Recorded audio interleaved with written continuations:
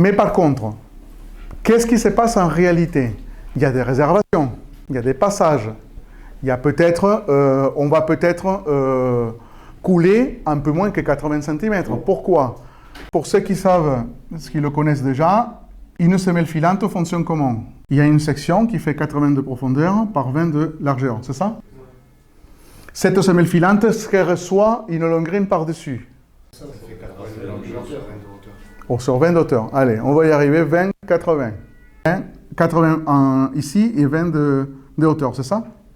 Bon, admettons. Sur ça, qu'est-ce qui vient dessus? Une libage BA. Ok.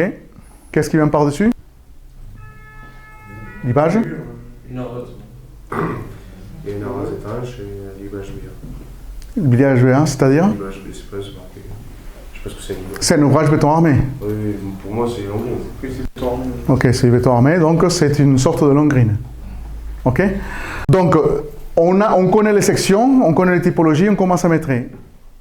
Quand on commence à faire de plus, si je vous ai demandé tout à l'heure de savoir si vous aviez un format pour faire vos mètres, c'est-à-dire qu'à un moment donné, il faut qu'en mètre, on puisse déduire les surfaces, qu'on prenne l'habitude de toujours faire nos mètres en faisant le plus et pouvoir laisser l'opportunité à votre feuille de mètre de faire le moins, de faire les déductions des passages, des réservations, des interruptions de béton, etc., etc.